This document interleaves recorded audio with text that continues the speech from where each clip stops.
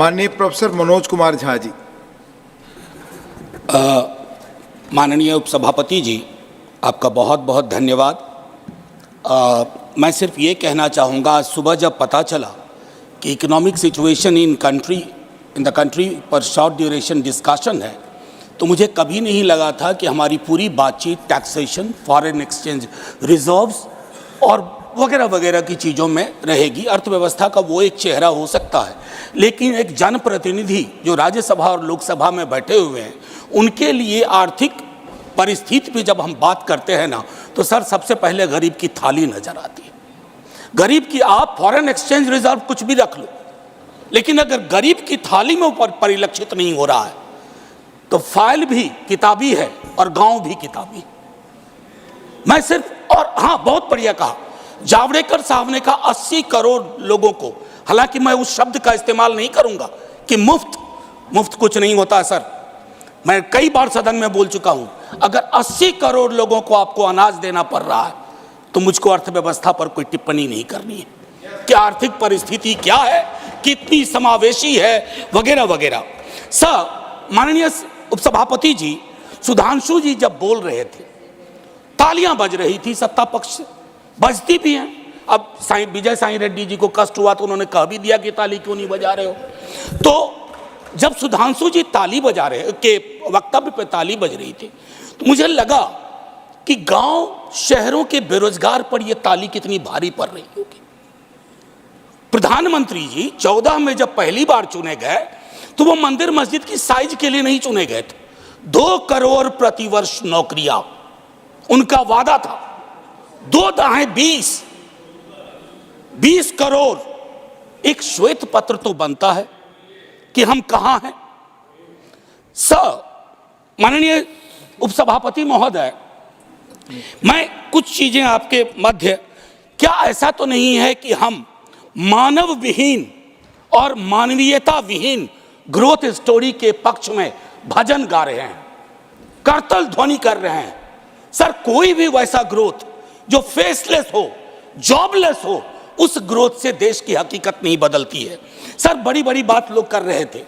अभी पिछले महीने ये खूबसूरत किताब आई है, वेल रिसर्च्ड। आधी किताब में सर रेफरेंस है, ये है अनइक्वल। सर, हम किन देशों से पीछे हो गए हैं पता है? छोड़िए अमेरिका यूरोप की बात, बांग्लादेश और नेपाल इनकम इनइक्वालिटी को एड्रेस करते हुए मानवीय सूचकांक में हमको पीछे छोड़ चुका है। ये है सर दस्तावेज, ये अनइक्वल स्वाति नारायण की। बीते दिनों बिहार में एक जातिगत सर्वेक्षण हुआ। मैं चाहूंगा तमाम हमारे भाजपा के मित्र, उनको ना उससे मतलब ना हो, उसके प्रति विरोध हो, लेकिन एक बार उस दस्तावेज को पढ़िए, क्योंकि उन आंकड़ों में नंबर के बाद आर्थिक सामाजिक परिवेश भी जाहिर हुआ है। और तब प्रधानमंत्री जी, पुनः ले जाऊंगा 14 में बिहार गए थे, बिहार को स्पेशल स्टेटस की बात वो करके आए थे, हाजीपुर, दरभंगा, पटना। सर, बिहार को आपकी जरूरत है माननीय सत्ता पक्ष। बिहार के पास रेवेन्यू के साधन कमतर हैं। बिहार को लेबर सप्लाई स्टेट के नजरिए से मत देखिए, बिहार को स्पेशल स्टेटस दीजिए। क्योंकि अगर आप इस किताब का विश्लेषण करें, सरकार के आंकड़ों का विश्लेषण करें, तो आपको साफ दिखेगा कि बिहार, झारखंड, उत्तर प्रदेश और मध्य प्रदेश देश के बाकी राज्यों से पिछड़ रहा है। उसके अलावा दूसरा पहलू कहता हूं माननीय उपसभापति महोदय, इस किताब में बाबा साहब भीमराव अंबेडकर को धृत किया गया है, नॉर्थ साउथ डिवाइड के संदर्भ में भी। और ये पुरानी बात है सर, एफडीआई को ही देखिए कि नॉर्थ में कितना, साउथ में कितना, तो ये फर्क आपको साफ नजर आ जाएगा। इसलिए मैं कहता हूं कि बिहार को नए नजरिए से देखिए। जो शुरुआत वहां के मुख्यमंत्री नीतीश जी, तेजस्वी जी ने की, आप हैंड होल्डिंग करिए और स्पेशल स्टेटस दीजिए। दूसरी चीज सर, अगर मनरेगा में रूरल डिमांड बढ़ रहा है तो रूरल डिस्ट्रेस को एक्नॉलेज करिए। उसको एक्नॉलेज किए बगैर बात नहीं बनेगी। उसको डिनाइल से अब कुछ हासिल नहीं कर पाए। पॉवर्टी इंडेक्स पर आपने कई वर्षों से काम नहीं किया। आप आंकड़ों के बारे में तो सरकार का दृष्टिकोण है कि विश्व के टिम्बकटू में अगर एक आंकड़ा पक्ष का कोई बोल दो तो उसको प्रदर्शनी लगा देंगे। अगर कोई आंकड़ा सरकार को असहज करता है तो कहेंगे हम तो इसको मानते ही नहीं है, इनकी तो मेथोडोलॉजी खराब है। साहब नहीं, ये डिफरेंशियल दृष्टिकोण मत रखिए। हंगर इंडेक्स पे खुल के कहिए हम मीट नहीं कर पाए हैं। ये सत्ता पक्ष और विपक्ष का मामला नहीं है, ये मामला है हमारे कलेक्टिव फेलियर का। हमें एड्रेस करना होगा।